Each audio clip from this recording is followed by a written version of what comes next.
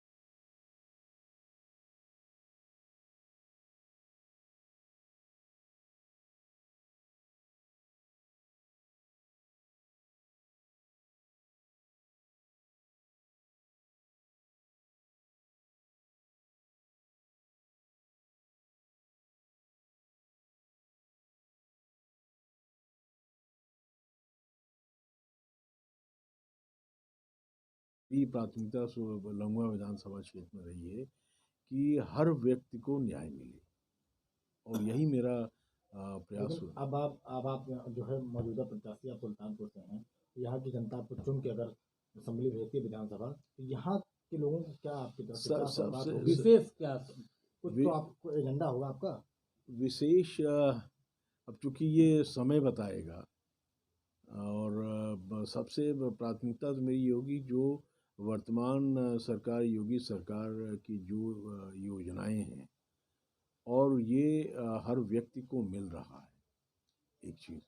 दूसरा, मैं शिक्षा जगत से हूँ और इस बात का मुझको फ़ख्र है या सुल्तानपुर में कम लोगों को ये मालूम है कि ये प्रयास और मेहनत का ही प्रतिफल है कि आज उत्तर प्रदेश का एकमात्र महाविद्यालय कमला नेहरू संस्थान है उत्तर प्रदेश का, जो नैक द्वारा जो मूल्यांकन होता है उसमें ए ग्रेड पाया है। इसमें हम और शिक्षकों ने मेहनत की।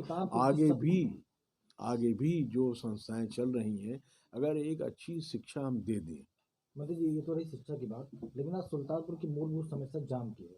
आज शहर से निकलने में अगर एक छोर से दूसरे जाना हो वो आता है, क्या आपके एजेंडे में या आपकी प्राथमिकता में शामिल है?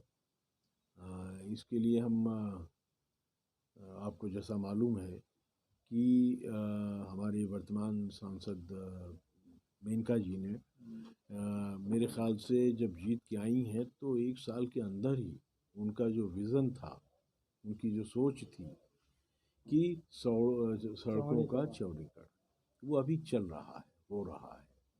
और ये मेरा प्रयास होगा कि शासन प्रशासन सांसद सबसे मिल के, क्योंकि अगर भीड़ कम करनी हो, जैसे उदाहरण लखनऊ का लीजिए, तो आप देखिए कि वहाँ एक आपका शहीद पथ बना, उसके बाद आदरणीय राजनाथ सिंह के प्रयास से किसान पथ बन रहा है। तो मेरा भी ऐसा प्रयास होगा और एक इस दिशा में निश्चित रूप मंत्री जी, से। अगर औद्योगिक क्षेत्र की बात की जाए, सुल्तानपुर जिले में एकलौती चीनी मिल है, उसके उसके भी कर्मचारी समय से वेतन नहीं पाते हैं। क्या अगर आप यहाँ से विधायक होते हैं, क्या ऐसा कोई युवाओं के लिए रोजगार की कोई व्यवस्था या आपके प्लांटेशन कुछ आपके अब एजेंडे में आपने या देखा प्लानिंग में? होगा कि अभी जो अनुपूरक बजट पेश हुआ, मैं माननीय मेरे पिता स्वर्गीय बाबूकेन सिंह द्वारा ये कमला नेहरू संस्थान ऐसी ऐतिहासिक संस्था की स्थापना की।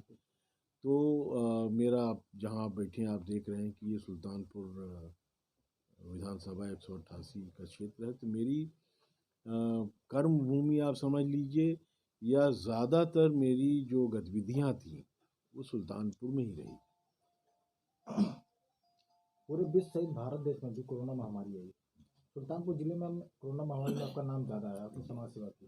किस तरह से क्या आप देखते हैं सुल्तानपुर में, क्या आपको कितना प्यार देगा, कितना दुआ देना, क्या कहते हैं, तो क्या देखिए, देखते हैं उस भावना को आप?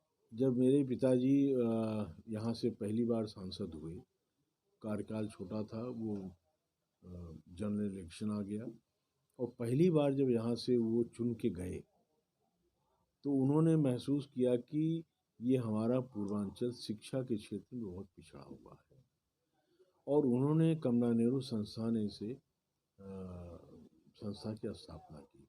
आज इस बात का बहुत संतोष है कि कम से कम लाखों, 1-2 लाख 2-3 लाख नहीं, कितने लाख यहाँ से छात्र निकल गए हैं और विश्व का ऐसा कोई देश नहीं है, हिंदुस्तान का कोई ऐसा शहर नहीं है जहाँ कमला नेहरू संस्थान का छात्र रोजगार न पाया हो। सुल्तानपुर जिले की सीट पे भाजपा ने सबसे दिल में प्रत्याशी उतारे हैं। इसके पहले सपा, बसपा, कांग्रेस सबके प्रत्याशी चुके हैं। इन इन सबकी भावनाओं में, इन सबके कंपेयर में क्यों विनोद सिंह ही चुने जाए? अब ये पार्टी नेतृत्व आदरणीय मोदी साहब, आदरणीय योगी साहब, इन लोगों का मंथन चिंतन चलता रहा। इस पे सारे लोगों हमको के टिकट पहले से फाइनल थे। किसी आपको के 4 दिन पहले, आप किसी किस तरह से? किसी का 4 दिन पहले, किसी का 2 दिन पहले। और ये राष्ट्रीय पार्टी है, 5 जगह हिंदुस्तान में चुनाव चल रहा है और चुनाव तो प्राथमिकता पार्टी की थी, वो रही होगी, लेकिन आदरणीय योगी, आदरणीय मोदी जी, आप देख लीजिए कि जो जिस दौर से हम गुजर रहे हैं, विश्व गुजर रहा है, उनकी प्राथमिकताएं चुनाव से हटकर भी हैं। अगर आप सुल्तानपुर से विधायक बनते हैं, क्या सौगात देंगे सुल्तानपुर वासियों को या शहर वासियों को? क्या क्या क्या मुआवजा क्या होगा आपका? अब ये वक्त बताएगा, क्योंकि मैंने कहा कि मेरी प्राथमिकता लंगुआ विधानसभा क्षेत्र में रही है कि हर व्यक्ति को न्याय मिले और यही मेरा प्रयास हुआ। अब आप जो है मौजूदा प्रत्याशी आप सुल्तान। मंत्री जी, आपको भारतीय जनता पार्टी ने सुल्तानपुर से उम्मीदवार बनाया, आपका मुख्य एजेंडा यहाँ पे क्या है? सर्वप्रथम तो मैं आदरणीय मोदी जी, आदरणीय योगी जी, अमित शाह जी, JP नड्डा साहब, धर्मेंद्र प्रधान जी, स्वतंत्र देव जी, आदरणीय स्वतंत्र देव जी, आदरणीय बंसल जी, उनका मैं हृदय से आभार व्यक्त करता हूँ कि उन्होंने मुझको इस लायक समझा कि हमको यहाँ से प्रत्याशी बनाया। किस मुद्दे को लेकर आप आम जनता में जाएंगे और क्या आपका अहम रोल रहेगा कि आम जनता आपको वोटिंग करे? मुद्दा, जब मैं पहली बार विधानसभा 2007 में मैं चुनाव जीता तो मेरे जहन में सबसे एक ही बात ज़्यादा थी कि उस विधानसभा में हर व्यक्ति के साथ न्याय हो, किसी के साथ अन्याय ना हो। 2007 और इस पे मैं फख्र के साथ कह सकता हूँ कि 5 वर्षों में मेरी लम्हा विधानसभा क्षेत्र से एक व्यक्ति नहीं कह सकता कि 5 वर्षों में मेरे द्वारा या प्रशासन के द्वारा या पुलिस प्रशासन के द्वारा कभी किसी को प्रताड़ित किया गया। आप 2007 में बस्तर से विधायक रहे, मंत्री भी रहे, आप लम्होआ विधानसभा से विधायक रहे। इस बार सुल्तानपुर से आपको टिकट मिला भाजपा से, किस तरह से आप ये चुनौतियाँ संभालेंगे? लम्होआ आपका कर्म क्षेत्र भूमि रही है, किस तरह से आप सुल्तानपुर को देखते हैं? कर्म क्षेत्र अगर कहा जाए तो पैदाइश मेरी सुल्तानपुर की है, शिक्षा दीक्षा मेरी सुल्तानपुर जनपद की है, और परिवार का मेरा जो भी मैंने वकालत यहाँ से किया, वकालत मैंने सुल्तानपुर जनपद सिविल कोर्ट से शुरुआत की। मैंने LLB मैंने यहीं से किया, और मेरे पिता स्वर्गीय बाबू केन सिंह द्वारा ये कमला नेहरू संस्थान ऐसी ऐतिहासिक संस्था की स्थापना की। तो मेरा जहाँ आप बैठे हैं आप देख रहे हैं कि ये सुल्तानपुर विधानसभा 188 का क्षेत्र है। तो मेरी कर्म भूमि आप समझ लीजिए, या ज़्यादातर मेरी जो गतिविधियाँ थी वो सुल्तानपुर में ही रही।